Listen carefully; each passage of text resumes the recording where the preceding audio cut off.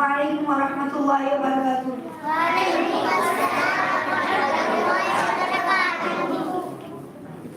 الحمد للہ رب العالمین والصلاة والسلام علی اشرف الانبیاء والمرسلین، اما بعد، اعوذ باللہ من الشیطان الرجیم، بسم اللہ الرحمن الرحیم۔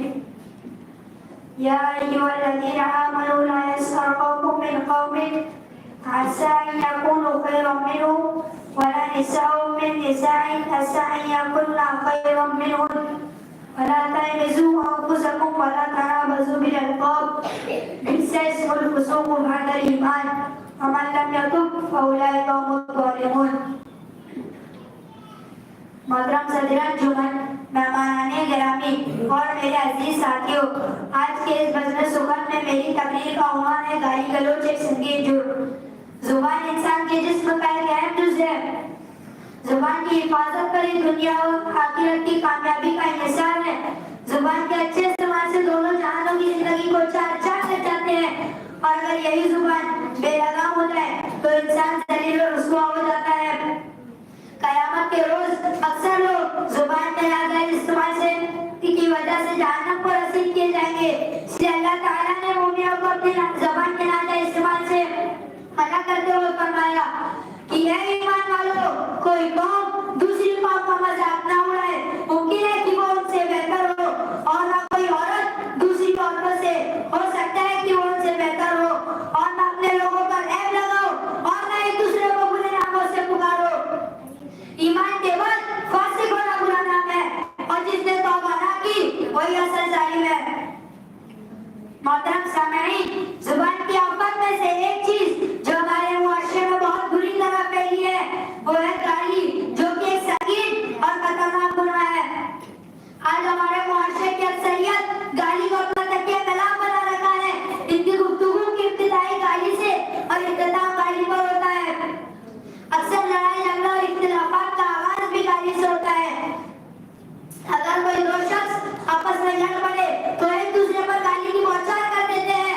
حد تو یہ ہے کہ گالی نکالتے وقت نہ ماں کا خیال رکھا جاتا ہے نہ بہن کا، بلکہ مقدس رشتوں پر بھی پامال کیا جاتا ہے۔ بعض لوگ اپنے بیٹوں اور بیٹیوں کو ایسی گالیاں دیتے ہیں کہ سن کر آپ بھی دانتوں تلے انگلیاں دبا لے۔ کتنے بدنصیب ایسے ہیں جو اپنے ماں باپ بڑوں بوڑھوں کے ساتھ بدتمیزی اور ان کے ساتھ گالی گلوچ کرنا فخریہ کام سمجھتے ہیں۔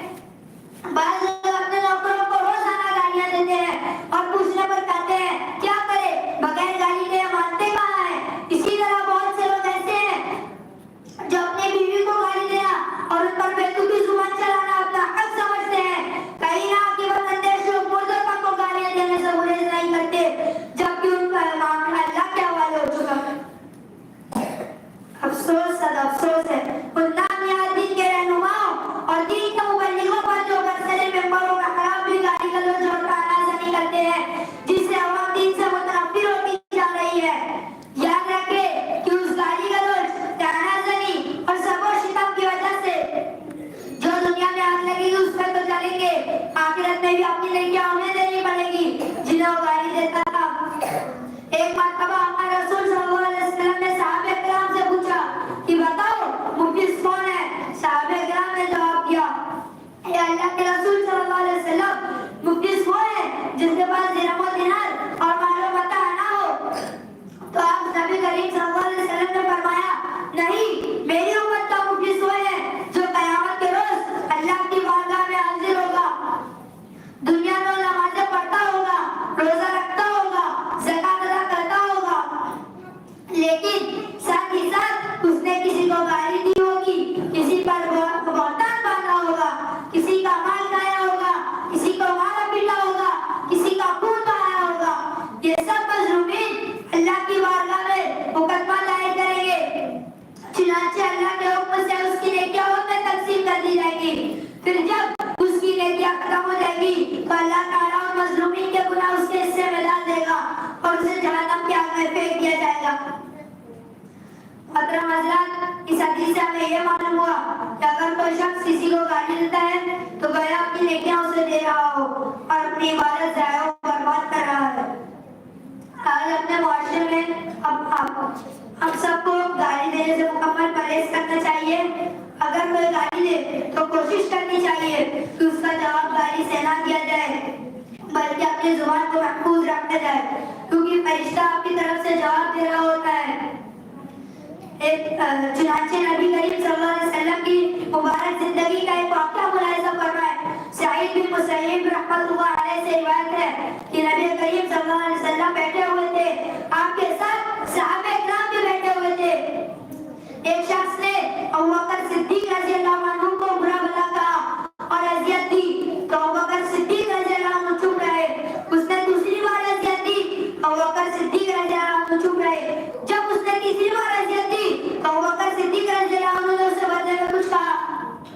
جب ابوبکر صدیق رضی اللہ عنہ نے اس سے بدلہ لیا تو نبی کریم صلی اللہ علیہ وسلم اٹھ کھڑے ہوئے تو ابوبکر صدیق رضی اللہ عنہ نے پوچھا، اے اللہ کے رسول صلی اللہ علیہ وسلم، کیا آپ مجھ سے ناراض ہیں؟ تو نبی کریم صلی اللہ علیہ وسلم نے فرمایا، آسمان سے ایک فرشتہ اترا تھا جو اس شخص کے کہنے پر جھٹلا رہا تھا۔ جب تم نے اس سے بدلہ لے لیا تو شیطان آ گیا، اور جب شیطان آ گیا تو میں نہیں بیٹھ سکتا۔ ابو داؤد۔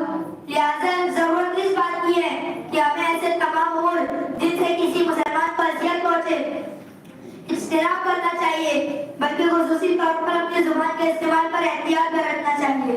آخر میں اللہ رب العالمین سے دعا ہے کہ اللہ تعالیٰ ہمیں زبان کے غلط استعمال سے بچائے اور ہمیں زبان کے اچھے استعمال کی توفیق بخشے۔ آمین۔ وآخر دعوانا الحمد للہ رب العالمین۔ السلام علیکم ورحمۃ اللہ وبرکاتہ۔